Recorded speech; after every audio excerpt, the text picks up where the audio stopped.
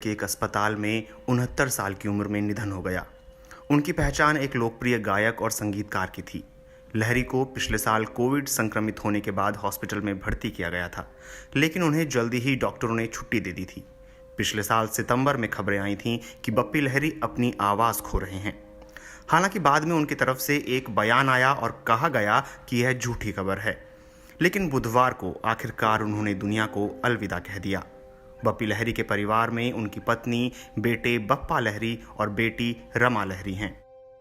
बप्पी लहरी पिछली रात अपने घर पर ही थे, लेकिन सेहत खराब होने के बाद उन्हें जुहू के अस्पताल में भर्ती किया गया था।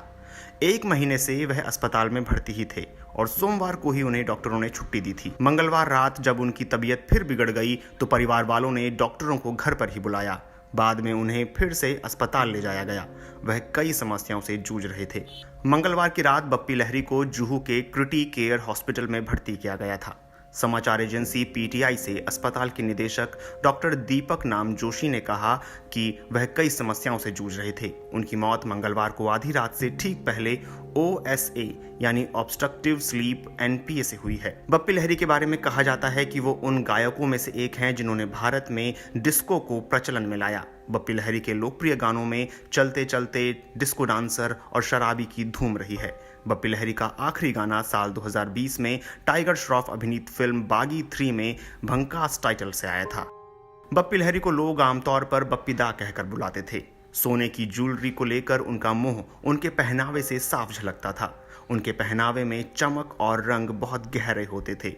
बप्पी लहरी ने जिन गानों को कंपोज किया उनमें डिस्को डांसर, हिम्मत वाला, शराबी, adventure of torsion, dance dance, सत्यमेव जयते, कमांडो, आज के शहंशाह, थानेदार, नंबरी आदमी, शोला और शबनम सबसे अहम हैं। बप्पी लहरी की जिमी जिमी आजा आजा की लोकप्रियता तो आज भी सर चढ़कर बोलती है। आलोकेश लाहिड़ी को हम बप्पी लहरी के नाम से जानते थे। सिर्फ 4 साल की उम्र में लता मंगेशकर के एक गीत में तबला बजाकर मशहूर हुए आलोकेश लाहिड़ी को सब प्यार से बप्पी बुलाने लगे थे। तब से अब तक वो बप्पी दा के नाम से बॉलीवुड ही नहीं हॉलीवुड में भी फेमस हुए थे। 80 का दशक बप्पी लहरी की डिस्को धुनों पर नाचा और उन्हें डिस्को किंग बना दिया। बॉलीवुड में संगीत को डिजिटल करने वाले संगीतकारों में बप्पी का बड़ा योगदान है। उनका संगीत हॉलीवुड में भी कई बार इस्तेमाल किया गया। 1981 में आई फिल्म ज्योति का गाना कलियों का चमन अमेरिकन टॉप 40 का हिस्सा बना था। बप्पी लहरी ने मई 2014 में राजनीति में भी आने की कोशिश की थी। वह 2014 में बीजेपी में शामिल हुए थे। तब लहरी ने कहा था कि देश में नरेंद्र मोदी की लहर है। 2004 में लहरी ने कांग्रेस के लिए भी कैंपेन किया था। लहरी ने बीजेपी में शामिल होते हुए कहा था कि 10 साल पहले कांग्रेस की लहर थी, तब बीजेपी की कमान राजनाथ सिंह के पास थी। राजनाथ सिंह ने कहा था कि बप्पी लहरी अपने गृह राज्य पश्चिम बंगाल में पार्टी को मजबूत करेंगे।